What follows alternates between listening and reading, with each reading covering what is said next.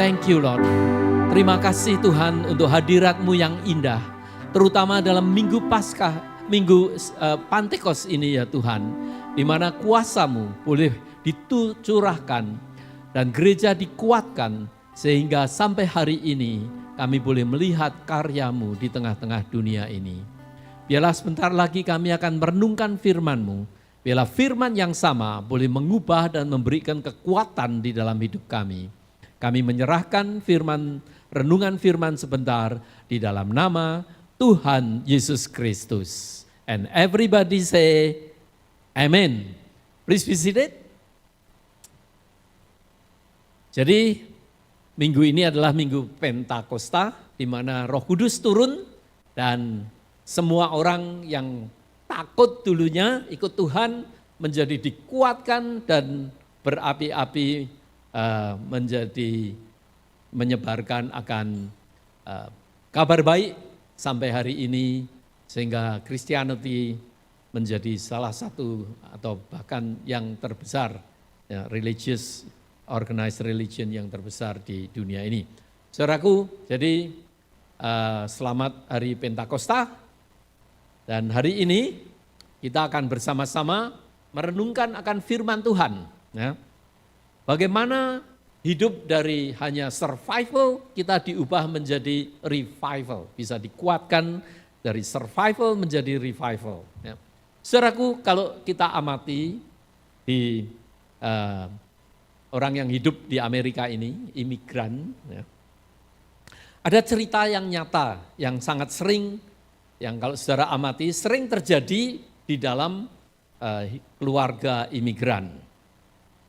Suami biasanya ya, kerja, ya, itu pengalaman saya dulu juga begitu, kerja malam. Ya. Istri kerja pagi. Jadi mereka tinggal di rumah yang sama, kalau enggak sewa ya mungkin beli. Ya. Tapi kalau beli mortgage-nya, kita tahu hidup di Los Angeles, itu kalau suami istri enggak kerja dua-dua, rata-rata ini imigran nggak bisa bayar mortgage, nggak bisa beli rumah dan sebagainya. Ya. Jadi suami kerja shift malam, istri kerja shift pagi, mereka tinggal di rumah yang sama. Tapi unfortunately, beli rumah yang sama, tinggal di kamar yang sama, tetapi jarang benar-benar bertemu bersama-sama. Karena kerjanya beda shift. Jadi saat suami pulang pagi hari, istri sudah bersiap pergi kerja. Saat istri pulang malam, suami sudah berangkat lagi. Ya. Jadi kadang komunikasi zaman sekarang pasti pakai mungkin WA atau pakai text messages, SMS. Tapi zaman saya dulu itu biasanya pakai sticky note di kulkas. Gitu. Ya, kulkas menjadi media sosial pada zaman itu. Nasi di rice cooker jangan lupa. Ya. Sampai hari ini istri saya kadang-kadang gitu. Ya. Jangan lupa bayar listrik. Jangan lupa bayar air. Jangan lupa ingatkan anak ada homework. Ya. Itu komunikasi tipikal kerja shift. Suatu hari anak itu dapat tugas dari sekolah. Seperti anak saya sering dikasih tugas gambar. Coba gambar tentang my family, draw about my family. Ketika guru lihat gambarnya kok aneh. Satu anak gambar gini, ada ayah di satu sisi, ibu di sisi lain. Kemudian di tengah-tengahnya ditempati tempat tidur kosong. Jadi gurunya tanya, loh, why is the bed in the middle? Kenapa tempat tidur ditaruhkan di tengah, living room gitu. Anaknya jawab polos. Because my parent only meet there when one sleeping and one waking up. Jadi gak pernah ketemu saudara. Itu keadaan rumah yang namanya survival. Ya, hidup di dalam survival mood. Banyak imigran itu seperti semacam demikian. Bukan karena mereka tidak mengasihi keluarga, justru karena terlalu mengasihi keluarga, mereka rela hidup dengan banting tulang sampai setengah mati. Itu kenyataan. Bangun pagi, kerja. Kemudian nanti habis bulan, setengah bulan bayar bil. Boleh percaya, boleh enggak saudara. Saya itu sampai lupa bayar bil. Property tax saya itu kena denda semua tahun ini. Bayangkan 10%. Melet gak melet. Jadi kerja, pikir bisnis, pelayanan, ini nanti Selasa mau ke Barcelona untuk prepare poster, untuk riset. Lupa, saya benar-benar lupa bahwa bulan April yang lalu, harusnya Februari sudah harus bayar bil setengah bil itu. Kena denda 10% plus fee lagi. Aduh, mau nangis gak bisa nangis, ya. Apalagi kalau bertarung sama Uncle Sam tidak ada ampun. Kirim uang kadang ke Indonesia, ambil extra shift, kerja seperti keledai, ya, siang jadi malam, malam jadi siang. Tidur cuma sebentar. Saya dengar yang single pun itu gitu, apalagi yang sudah double. Ya. Terus itu berulang, tiap hari kerja rodi semacam begitu. Dan perlahan-lahan hidup berubah menjadi survival mode. Just try to survive. Kalau enggak hati-hati, survival mode bisa membuat jiwa kita mati pelan-pelan. Ya. Angka bunuh diri di Amerika ini 1 juta manusia. Itu salah satu penyebab kematian terbesar nomor 2 untuk kalangan remaja. Matinya bukan karena sakit, bukan karena bengek atau cancer atau apa. Karena apa? Tidak pengen hidup. Suicidal. Itu menjadi pandemik, bukan hanya di Amerika, di dunia. Banyak orang kehilangan sukacita, kehilangan kedekatan keluarga, kehilangan visi, meaning hidup. Hidupnya menjadi kesepian, bahkan kehilangan tujuan hidup itu sendiri. Saudaraku, di Alkitab ada cerita yang semacam begitu, walaupun konteksnya berbeda. Waktu bangsa Israel dibuang ke Babylon, dalam Yeremia 29, juga hidup di dalam survival mode. Mereka kehilangan rumah, seperti kita. Mungkin di Indonesia sudah punya rumah, datang sini tidak punya apa-apa. Ya. Kehilangan rumah, trauma mengalami pembuangan dalam konteks bangsa Israel. Hidup di negeri asing, seperti kita. Bahasa juga tidak bisa, climate juga berbeda, diet juga berbeda. Bingung tentang masa depan, mau kemana ini? Ya, dikira kalau kita itu di dalam dunia imigrasi itu disebut pull, karena kita ke Amerika tertarik sesuatu. Tapi waktu ini ya, yang bangsa Israel itu push, dipaksa dia ya, karena dibuang ke Babel. Jadi risetnya bisa macam-macam, bisa di-push, bisa di-pull. Kita mungkin banyak imigran datang ke Amerika karena tertarik supaya hidup lebih baik. Ternyata di sini survival mode. Mereka berharap Tuhan berkata, tenang, sebentar lagi akan pulang. Ya. Masa depan baik akan terlihat. Tetapi Tuhan justru berkata, nanti ayat-ayat kita baca, bangun rumah, ya. Tanam kebun, bentuk keluarga, berdoalah bagi kota itu. Wow. Mengapa? Karena Tuhan tidak mau umatnya hanya survive di Babel. Dimanapun Anda berada. Tuhan ingin mereka mengalami revival di Bible. Dan mungkin hari ini Tuhan juga berkata kepada kita. Imigran yang konteksnya mungkin berbeda, tetapi pengalaman hampir sama. Seperti dibuang di Babel. Jangan hanya sibuk mencari kehidupan, sampai lupa membangun kehidupan itu sendiri. Mari kita belajar pada siang hari ini, bagaimana mengubah hidup dari survival menjadi revival. Mari kita buka bersama-sama Yeremia pasal 29 ayat 4 sampai dengan 7. Beginilah firman Tuhan semesta alam, Allah Israel, kepada semua orang buangan yang diangkut ke dalam pembuangan dari Yerusalem ke Babel. Dirikanlah rumah untuk kamu diami, buatlah kebun untuk kamu nikmati hasilnya. Ambillah istri untuk memperanakkan anak laki-laki dan perempuan. Ambilkanlah istri bagi anakmu laki-laki dan carikanlah suami bagi anakmu perempuan, supaya mereka melahirkan anak laki-laki dan perempuan, agar di sana kamu bertambah banyak dan jangan berkurang. Usahakanlah kesejahteraan kota, kemana kamu aku buang, dan berdoalah untuk kota itu kepada Tuhan, sebab kesejahteraannya adalah kesejahteraanmu. Tuhan tidak menyia-nyiakan musim pembuangan. Ia memakai proses itu untuk memulihkan umatnya, sehingga menjadi berkat bagi banyak orang. Yang pertama, mengapa Tuhan kadang mengizinkan pembuangan terjadi? Kita dipindahkan. Yang pertama, saudara kalau baca di dalam ayat-ayat konteks, di dalam misalnya Yeremia 29 ayat 4, beginilah firman Tuhan semesta alam, Allah Israel, kepada semua orang buangan yang diangkut ke dalam pembuangan dari Yerusalem ke Babel. Kepada semua orang buangan yang kubuang. Nah, kata buang itu dalam bahasa aslinya itu galah. Galah.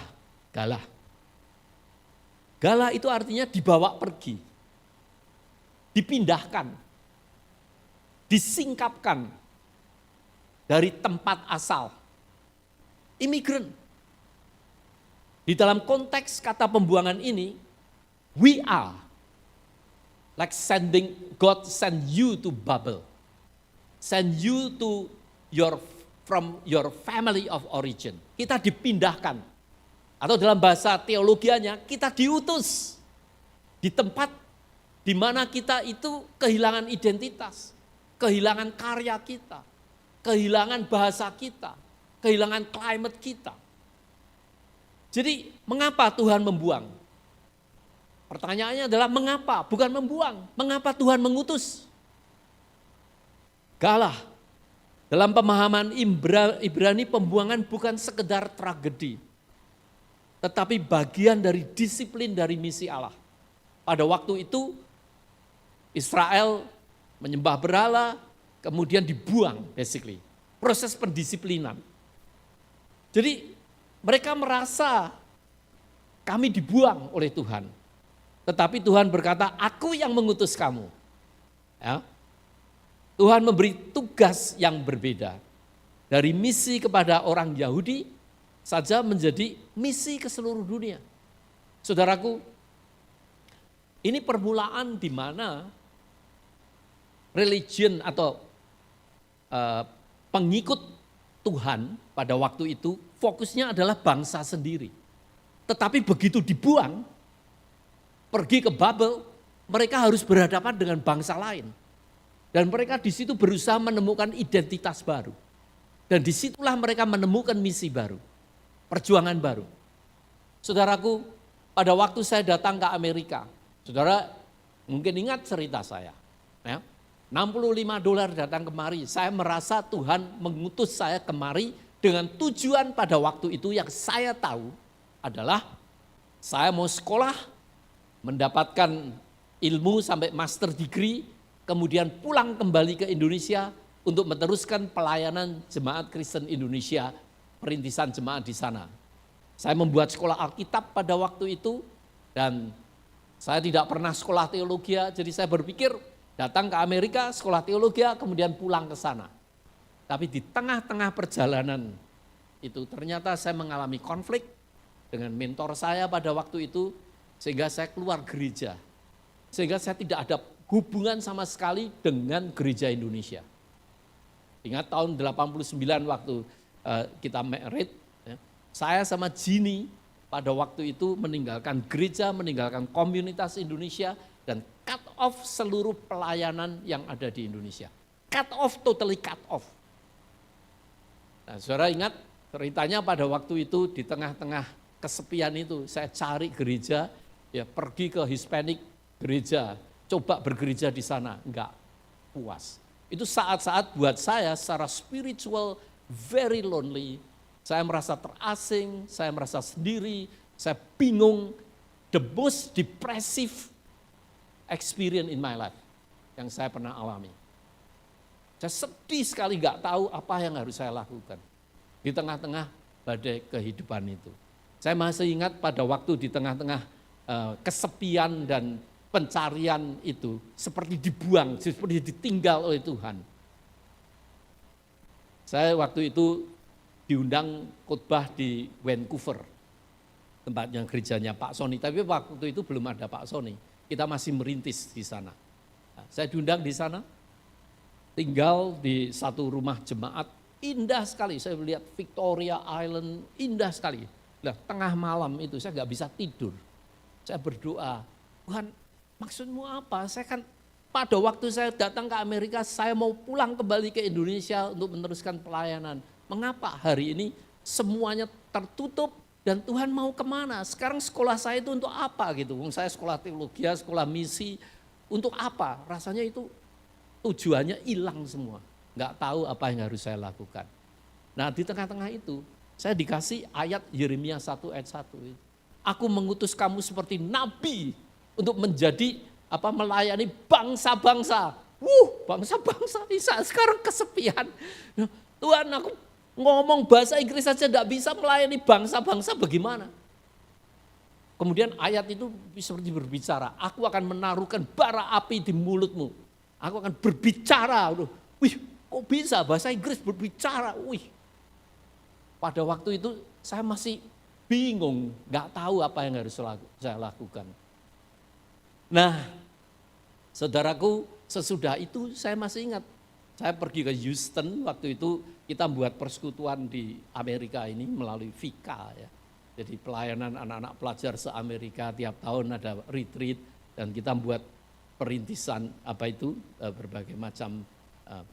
Saya diundang pernah khotbah di sana, saya ketemu sama temannya, tahun lalu saya ketemu sama teman dari Houston sana. Saya bingung pada waktu itu, di tengah kebingungan itu saya tanya sama mereka, kira-kira ini ayatnya untuk apa gitu. Saya kok dapat ayat ini tapi nggak tahu maksudnya.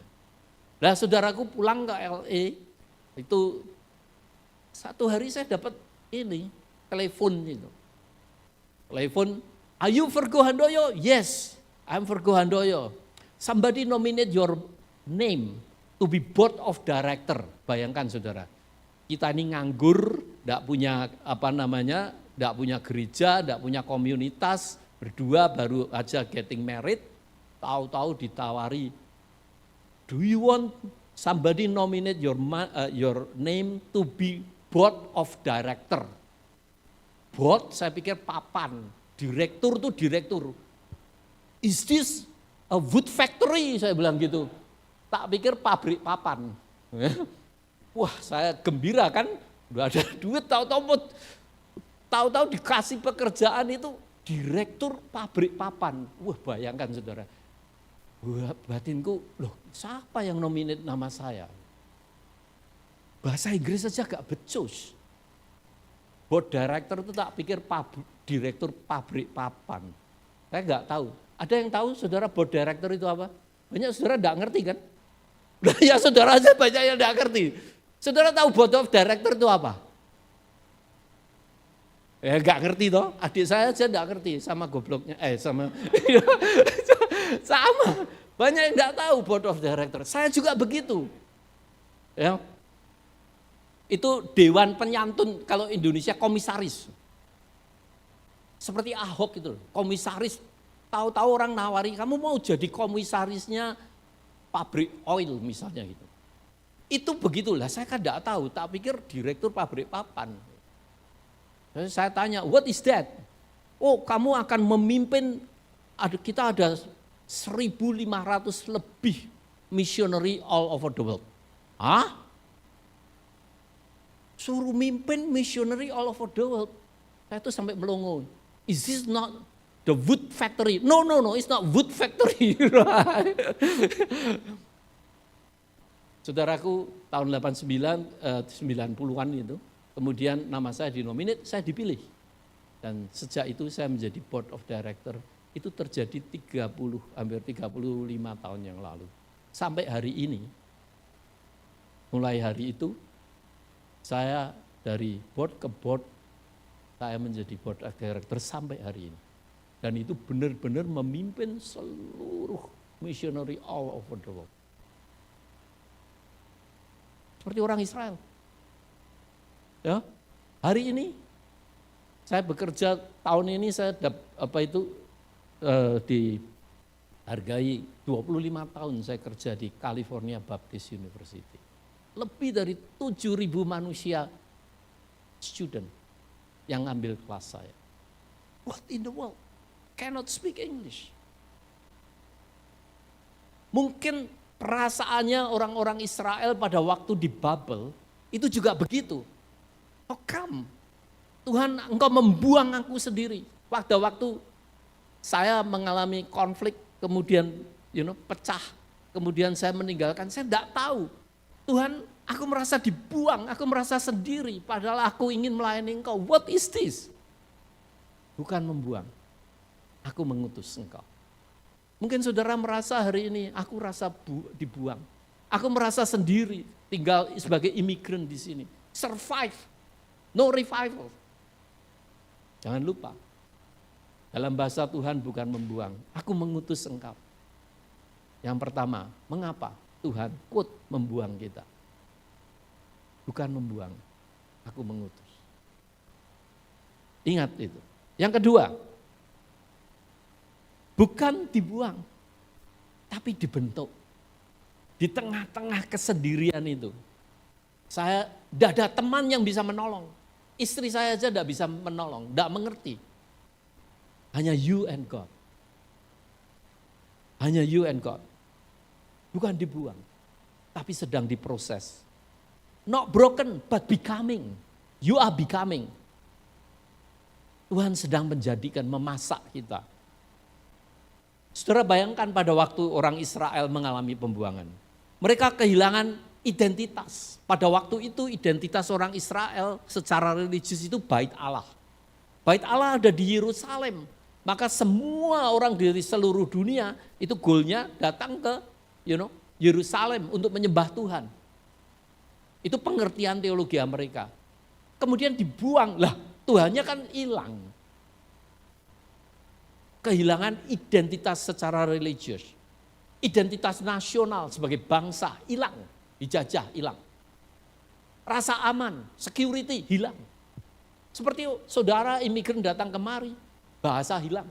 Gak laku bahasa Jawa, bahasa Sunda, bahasa Indonesia. Gak laku di sini. Gak percaya coba aja. Bahasa apa yang kamu bisa belajar mau ngelamar di bank? Bahasa Inggris tahu gak? Gak tahu. Sepak keluar. Mau jadi profesor, bahasa Inggris gak ngerti. Wah, yes. Get out. Loh, saya bisa Jawa loh, saya bisa Indonesia, saya bisa Sunda. So what? Melongo saudara. Kehilangan rasa aman. Skill juga keterampilan tidak ada gunanya. Tapi justru di Babel, penyembahan berhala mulai ditinggalkan. Mereka justru mencari Tuhan dengan bagaimana mencari Tuhan di tengah-tengah tidak ada tempel.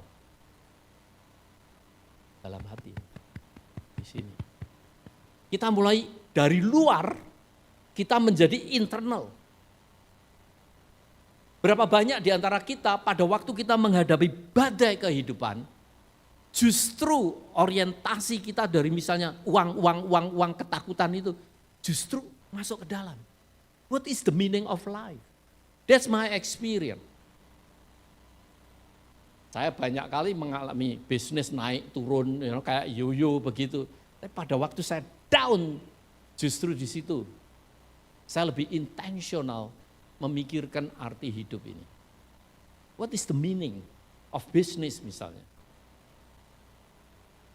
Bisnis hanya untuk cari uang atau punya tujuan tertentu as a process of life. Because everything you will lose and bukan hanya uang, lose, everything, your life. Because life is just temporary. Ini hanya virtual reality. Kali Tuhan panggil, selesai semua, gak ada artinya. Orang Israel juga begitu. Mereka cari Tuhan macam-macam di tempel. Di sana nggak ada tempel. Penyembahan berhala mulai ditinggal. Mereka lebih introspeksi ke dalam. Kemudian mereka membentuk komunitas, membentuk sinagog, seperti gereja-gereja kecil, seperti saya. Wah, aku gak ada community, bagaimana? Aku sendiri. Mulai di tempat Tante Bun, persekutuan internasional. Waktu itu is confusing. I create the church, I create a relationship, build community. Komunitas sinagog mulai berkembang pada waktu itu. Dan identitas iman mulai diperkuat. Maka kita bentuk gereja selalu coba multicultural in some way. Connect with Indonesia but connect with US. I emphasize my experience that. Because Tuhan mengasihi bukan hanya Indonesia, the whole world. So your heart process into expanding. Your purpose and meaning is not just survive, but become revive. Jadi kerja bukan hanya kerja. You have to think why God put you here. So, kenapa Tuhan izinkan saudara memiliki seperti hari ini? God have a meaning and purpose. Tuhan sedang memproses hidup kita. Mereka kehilangan tanah, tetapi menemukan Tuhan kembali. Seperti sebuah penjunan. Tanah liat perlu dihancurkan, diremas, diubah. Dari di situ berubah menjadi bejana yang indah di hadapan Tuhan. And I experience that. Begitu kita sudah mulai gereja, akhirnya saya reconcile kembali dengan mentor saya, dengan Pak Adi, dengan teman-teman. Reconcile kembali. Until hari ini, saudara. Reconcile the whole world now. It's almost unlimited experience, unlimited, pelayanannya itu begitu, it's amazing to see. Saudaraku, Soren Kierkegaard pernah berkata, filsuf Kristen dia berkata, life can only be understood backward, but it must be lived forward. Apa yang saudara pelajari dari past, that's become, it must be lived forward. Pengalaman masa lalu membuat pembelajaran di masa yang akan datang. Menjadi satu guidance, menjadi satu mentor kehidupan buat kita. That's Soren Kierkegaard. Kadang kita baru memahami maksud Tuhan setelah melewati musim yang sulit. So, di psikologi, neuroscience misalnya, menunjukkan manusia sering mengalami pertumbuhan yang luar biasa. Dalam keadaan mengalami trauma misalnya, adversity. Karena otak membangun resiliensi. Pada waktu saudara menghadapi kesulitan dalam kehidupan, tantangan dalam kehidupan, itu kalau kita cerna dengan baik, olah dengan baik, persepsinya diubah, maka otak ini akan firing di tempat yang menguatkan resiliensi kita, ketahanan hidup. Adaptability, kemampuan mengadaptasi di tengah-tengah kesulitan hidup. Dan juga kemampuan untuk emotional regulation. Jadi seperti saudara belajar mobil.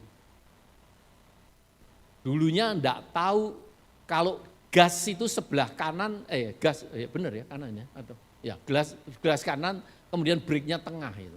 Kadang kan kita bablas, tarik itu nabrak. Wah, pengalaman trauma ditabrak itu, saudara ingat-ingat. Lain kali jangan nge-push, kalau ada tembok di depan jangan di-push gasnya. Harus di brake-nya yang di-stop gitu. Jadi dia belajar regulate emotion-nya. animal brain-nya, otak bawahnya ini kadang-kadang kebablasan, fight, flight, freeze gitu. Nah itu belajar ngerem. Itu kemampuan meregulasi emosi, kemampuan mengadaptasi hidup ini. Itu bukan datang dari kenyamanan, tetapi datang karena tekanan yang sering membentuk kekuatan batin. Jadi itulah tesnya. Gitu. Apakah mobil saudara itu remnya baik atau enggak, ya jejak dulu kemudian direm, itu berhenti enggak. Gitu. Kalau enggak berhenti, nah itu problem. Gitu. Ada otak itu yang begitu, otak animalnya kuda binal. Nah, ini di-taming, dijinakkan. Jadi dengan kata lain, yang kedua, Tuhan lebih tertarik membentuk karakter daripada mempercepat kenyamanan. Ada enggak nyaman, saudara? Sangat tidak nyaman. But justru di situ kita belajar. That's my experience in life. Yang ketiga, mengapa Tuhan membuang? Bukan hanya untuk memproses hidup kita, bukan hanya untuk mengutus kita, tetapi juga jauh dari rumah tapi dekat dengan tujuan.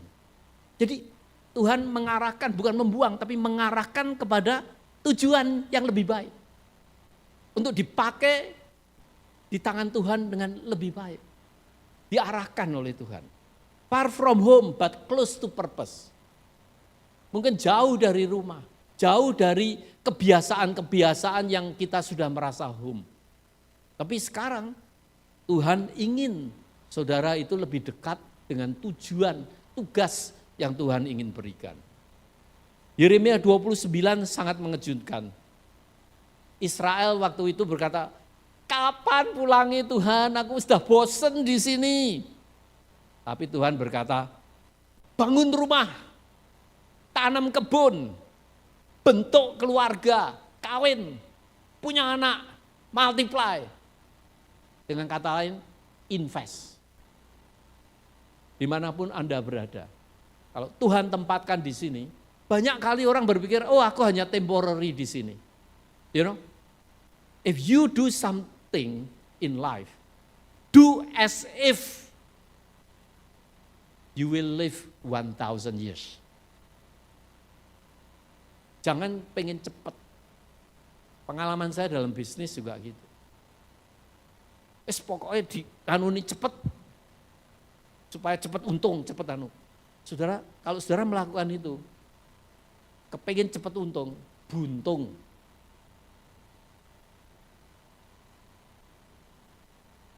Ya pengalaman dalam bisnis saya begitu. Adik saya yang di Indonesia dia berkata, kamu itu mesti harus invest untuk infrastruktur. Kamu pikirkan biayanya berapa. Omongan dia benar. Waktu itu saya nggak mikir, pokoknya bisnis asal jalan. Tapi saudara kalau punya bisnis nggak dipelihara, nggak mikir jangka panjang, hancur, buntung nggak. So Israel juga begitu, cepat pulang mau di sini sementara, ini bukan tanahku, tanah asing. Ngapain kita buat jadi berkat di sini? Tuhan berkata, bangun rumah, invest yang terbaik di situ. Tanam kebun, bentuk keluarga. Artinya Tuhan tuh masih punya tujuan kenapa ke Anda diberi kesempatan setiap momen is opportunity. Closer to God mission. Do your best. Jadi dengan kata lain kamu praktekkanlah di dalam pekerjaan. Studi aja. Pada waktu saya studi 13 tahun, saya kadang-kadang enggak mudeng. Tuhan untuk apa ini, untuk apa? Tapi ada dorongan studi. I wish I can repeat that. Ternyata sekarang saya menjadi profesor, pada waktu saya studi itu kalau saya benar-benar studi, pakai kesempatan itu, invest dengan baik, sebaik-baiknya every moment. Wah, mungkin saya bisa menghasilkan lebih daripada hari ini. Kenapa? Karena filsafatnya itu beda.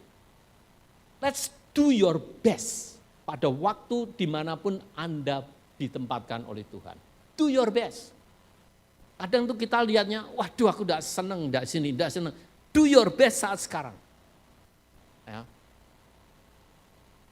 Nanti kalau yang senang itu datang silakan, tapi do your best right now, every moment. Do your best. Kalau tidak, stresnya datang. Hidupmu akan khawatir terus. Kamu tidak bisa merasa content dalam hidup ini. Do your best right now. Itu bukan berarti saudara tidak cari yang lebih baik.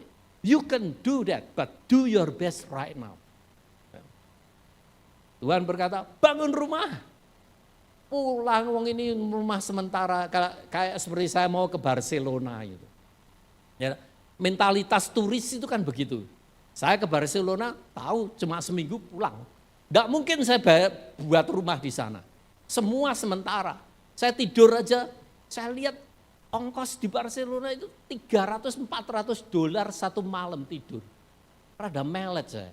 Padahal tidurnya, hotelnya juga begitu-begitu aja. Jadi saya putuskan apa? 2 malam pertama saya tidur di hostel. Saya lihat itu pakai bunk bed. Saya belum pernah tidur di situ. But this is my first experience. Kenapa? Turis mas, sementara. No investment. Tapi kalau saudara diutus, datang ke Amerika ini, seperti dibuang di bubble. Saudara tidak tahu kapan mau pulang. You know, it's not tourist, invest your life now. Ya. Bangun rumah, tanam kebun, bentuk keluarga. Artinya Tuhan masih punya tujuan. Ya. God have a mission with you, why God put you here. Bahkan meskipun di tanah asing. So, banyak imigran generasi pertama merasa, biasanya kerja kasar, hidup sederhana, bahasa terbatas. Itu kalau saudara mikirnya, aku akan pulang Indonesia, buat apa belajar bahasa Inggris? Akhirnya saudara tidak bisa maju. Do your best. Mereka mungkin merasa hidup itu tertunda. Karena kayak turis itu loh. Kan hanya mampir aja. Saya ke Barcelona mampir aja. Tidak mungkin saya bangun rumah di sana. Enggak.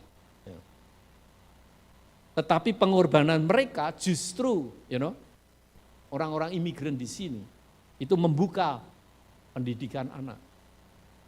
Kesempatan buat generasi yang akan datang.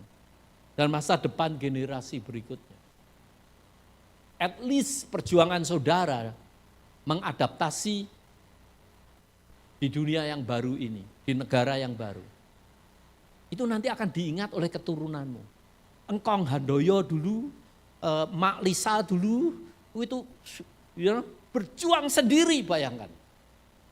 Ya bisa, wah itu namanya menjadi legacy sampai dari surga sampai neraka, dengar itu akan cerita itu. Bagaimana dia survive seorang diri menghadapi kehidupan yang setengah mati ini. Dia bisa berjuang, pendidikan, kesempatan, dan masa depan generasi berikutnya. Saudaraku, jadi dengan kata lain, mengapa Tuhan membuang? Bukan membuang, mengutus. Bukan membuang, tapi memproses. Bukan membuang, tetapi memberikan satu tujuan, assignment yang baru dalam hidup ini. Ubah cara perspektif kita. Nah persoalannya bagaimana menjalani masa pembuangan ini, masa pemulihan, masa pemrosesan ini. Yang pertama, build, don't just blame or complain. Ya, build, invest, do your best. Bangun kehidupan bukan hanya mengeluh dalam hidup ini. Let's build our life. Ayat 5 mengatakan, dirikanlah rumah, buatlah kebun, kawin, iya betul ya, buat family, beranak. Dengan kata lain, pikirkan long term, invest, bangun. Jangan hidup dalam mentalitas sementara. Tuhan menyuruh membangun, menanam, menciptakan masa depan. Create your future. Here. Ya. Kata Ibrani, ya, banah, membangun banah, itu artinya mendirikan, membangun, membentuk masa depan. You create your own future through your purpose, through your dream, through your vision. Don't stop here. Do your best. Tuhan menyuruh mereka jangan hanya menangisi masa lalu. Wah, dulu zamannya Israel itu enak, zaman ini Indonesia enak. Ya, itu pakaian saya buang besoknya itu sudah gosokan di almari. Di sini Amerika, waduh, ya, kerja pertama CNA, cebok nenek, gitu ya. Waduh, setengah mati, gimana itu? Nah, itu mengeluh. Tuhan menyuruh mereka jangan menangisi masa lalu, tetapi mulai membangun, invest, bangun disiplin rohani kita, bangun keluarga kita, relationship dengan community, bangun relasi kita, bangun integritas kerja kita, cara kerja kita tiap hari. Do your best. Ya. Saudaraku, di dalam psikologi perilaku menunjukkan orang yang memiliki rutinitas. Dia punya rutinitas.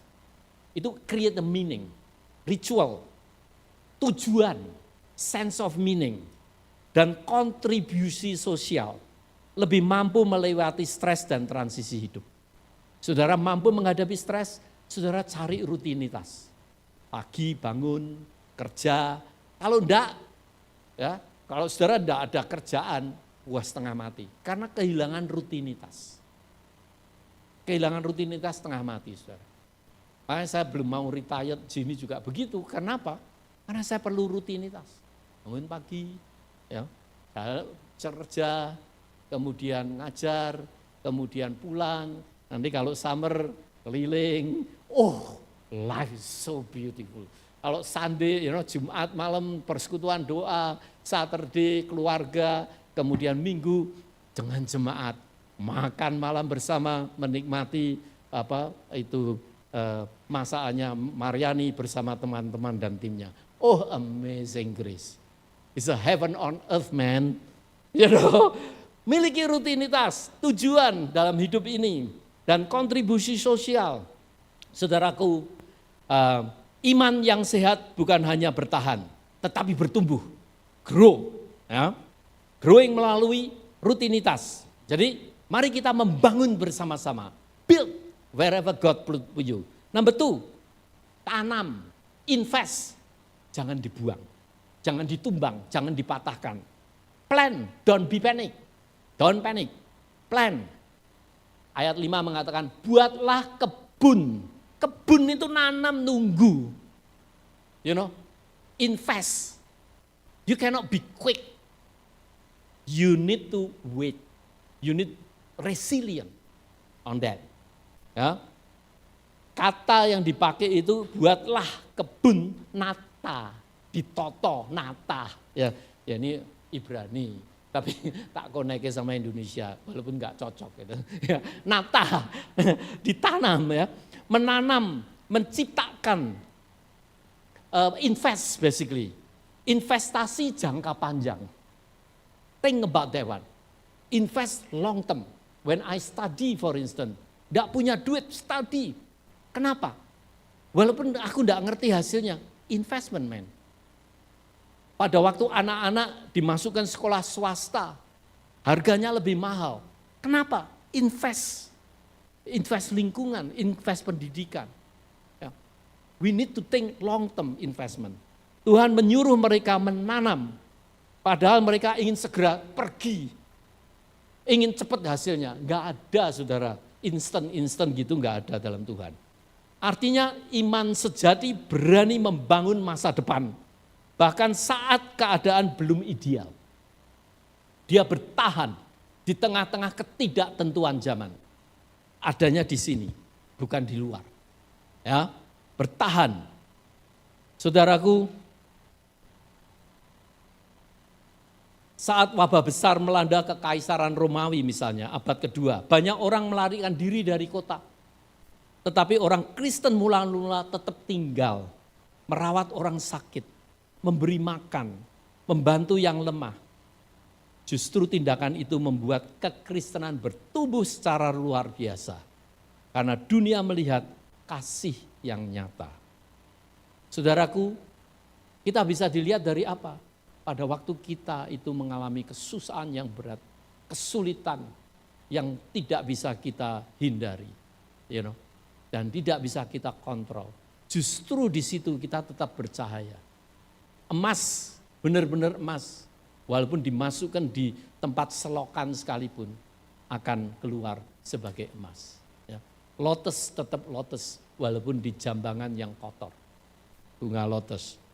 Orang yang punya harapan akan tetap invest, menanam. Saudara kalau beli stok itu kan gitu.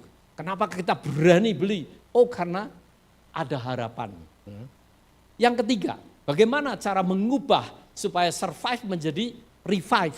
Bukan hanya saudara invest, bukan saudara membangun, tapi jadilah berkat di tempat Tuhan menaruh kita. Whatever situation, be a blessing to all people. Pray, don't poison, don't be poison, don't poison. Bless, don't blame or cursing. Ya.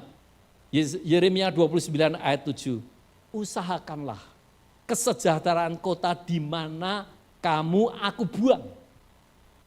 Ya, itu bukan negara sendiri, tapi dibangun, disejahterakan. Berdoalah untuk kota itu kepada Tuhan. Sebab kesejahteraannya adalah kesejahteraanmu.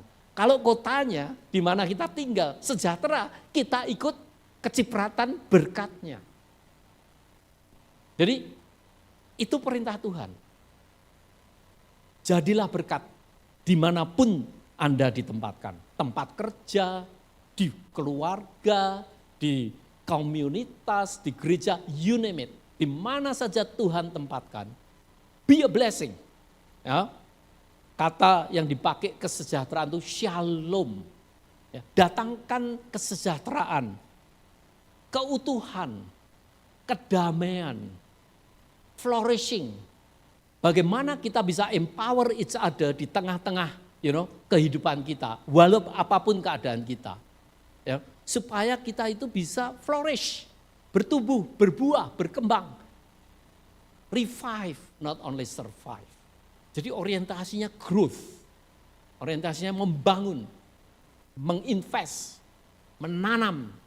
Kemudian expect, best for others. Saudaraku, Tuhan meminta Israel mendoakan dan memberkati Babel. Bayangkan, enemy, suruh memberkati. Itu kunci kesuksesan orang Kristen. Sangat radikal. Mendoakan sistem yang pernah melukai mereka. Dengan kata lain, kita belajar jujur di pekerjaan. Pikirkan, ya, saya lihat Jini itu setiap kali, I will treat my company, atau di mana dia bekerja, seperti my own business. Ya, cari bill yang paling murah. Cari yang pegawai yang paling efektif. And she did it over and over again. For many 38 years she worked there. Amazing. No wonder everybody knows her. Saya juga ikut kecipratan berkatnya. Saya ke Fuller, dia tanya, oh Virgo Handoyo, are you related with Ginny? Yeah, oh she is an angel. Oh yes, I am the Dracula. So, but ya kemarin saya diundang untuk bicara di international student itu. Ya, pemimpinnya itu pegawainya dia, gitu, bawahannya dia, gitu, di departemen dia yang mengundang. Kecipratan diundang untuk suruh bicara tentang tentang positive psychology, bagaimana sebagai seminarian atau orang kerja student, tapi kita bisa positif dan grow, survival, resilient. Jujur di pekerjaan, membantu imigran baru kalau datang, membawa damai dalam keluarga, melayani bahkan kota. Dan saya ajak jemaat berkali-kali kalau kita ada masalah baik di Indonesia, di Amerika atau apa, kita contribute bersama-sama. This coming October, we will gathering a lot of people here on Saturday, October untuk mereka mulai membantu membangun LA Fire, LA Altadena itu. Ya, kita akan rekrut volunteer. Be a blessing to all people. Amin. Orang percaya dipanggil menjadi sumber shalom, kesejahteraan, kedamaian, keutuhan. Ya. Bukan sumber kepahitan. That's the way we change from survival into revival. Saudaraku, mari kita bersama-sama. Penelitian menunjukkan orang yang bisa mengampuni, menerima bahkan musuh kita, ya, ingin selalu menjadi berkat meskipun pada musuh kita. Compassion, menunjukkan compassion, mudah memaafkan, mendoakan orang lain. Ternyata stresnya akan turun. Ya, gak usah ke dokter, gak usah ke psikolog, walaupun ya sebetulnya itu profesi saya. Ya. Seperti tukang tambal ban, saya harus berdoa nggak ada ban kempes, gitu. Sama ya. Kalau nggak ada, ya kasihan juga itu pendeta Stephen juga. Dia kan kerjanya mental illness itu. Kalau kita doa supaya orang itu stresnya kurang, nanti kliennya dia habis, dia tidak ada kerjaan. Ya kasihan juga gitu ya. But firman Tuhan menerangkan, kalau saudara mau jadi berkat, itu nurunin stres. Gak apa-apalah, kasih gratis. Meningkatkan kesehatan mental dan mengurangi kepahitan kronis. Gak pahit ya. Saudaraku, dengan kata lain, mari kita hidup. Jangan hanya survive. Bahkan sinistik, negatif, no. Marah terus atau benci pada budaya yang berbeda. No. Jadilah pembawa damai. Ya. Pembangun komunitas. Saksi Kristus. Ya. Kepahitan menguras jiwa. Doa memulihkan jiwa kita, menyehatkan jiwa kita. Kalau saudara pahit, habis jiwamu. Tidak percaya, coba saja. Gitu. Tapi kalau kita dipulihkan, maka hasilnya adalah apa hasil pemulihan Tuhan? Yang pertama, kesembuhan dan pertumbuhan.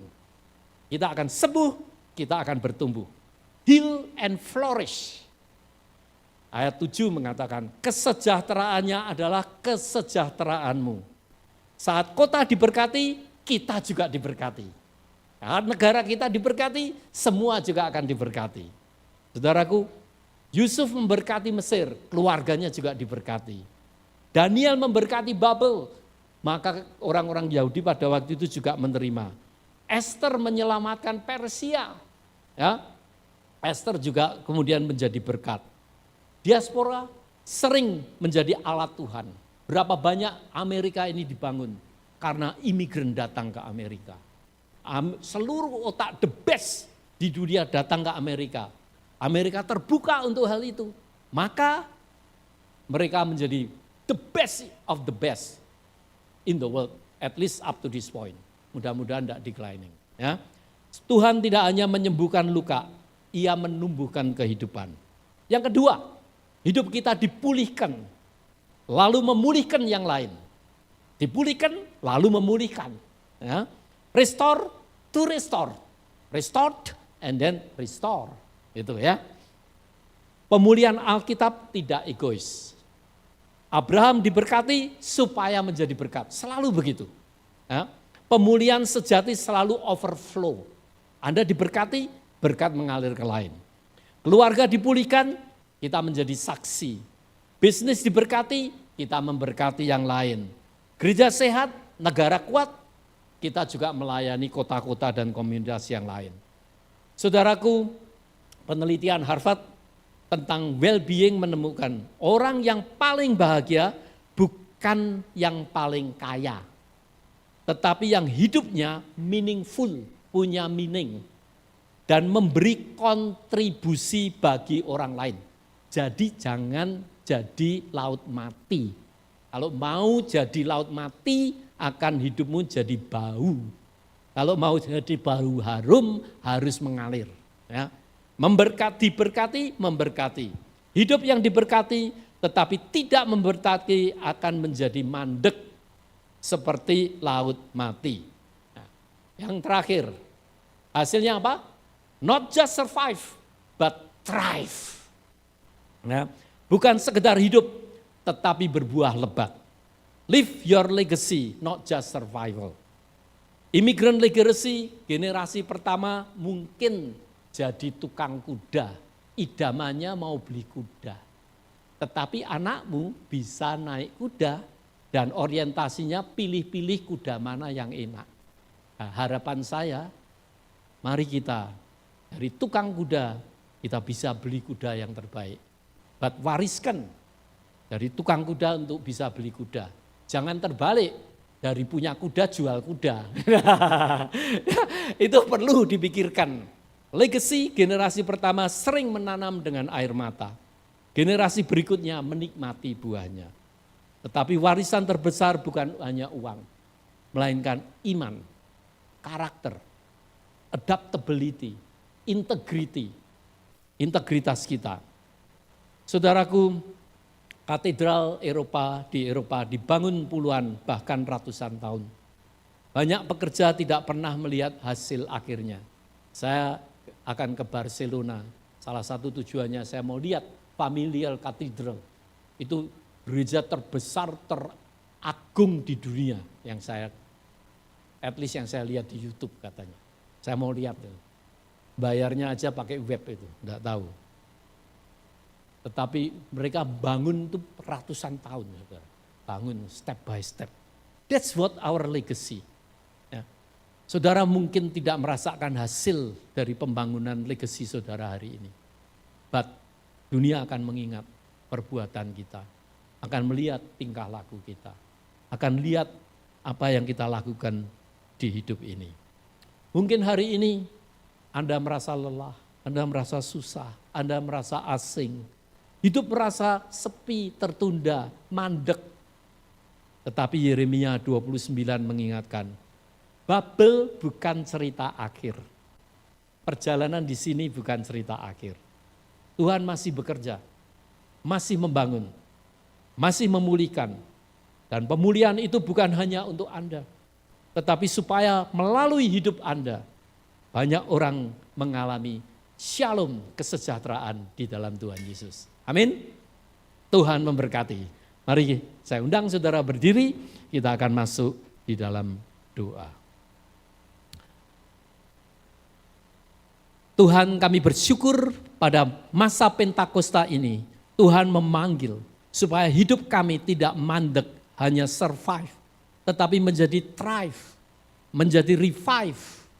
Dan biarlah Tuhan hari ini, kami mau menanam, kami mau membangun, kami mau menjadi berkat mulai dari hidup kami sendiri, kepada sesama kami, kepada sanak family kami, keluarga kami, teman-teman kami, komunitas kami, kota kami, negara kami, dan dunia pada umumnya. Terima kasih Bapak, dan biarlah inspirasi yang Tuhan berikan melalui firman ini boleh mengubah hidup kami dari survive menjadi revive. Di dalam nama Tuhan Yesus, kami mohon Roh Kudus terus menghidupkan dalam batin kami. And everybody say, Amen.